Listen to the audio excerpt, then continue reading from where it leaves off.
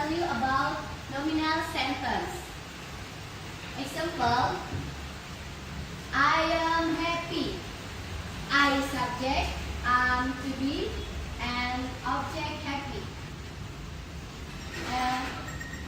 Sorry. Halo, Assalamualaikum. Waalaikumsalam. Good morning. This is Miss Dani. Yes, I am. Can I help you? Yes, I want to tell you that today my doctor can't go to the school because she is sick. Oh, is it bad? No, she just a headache.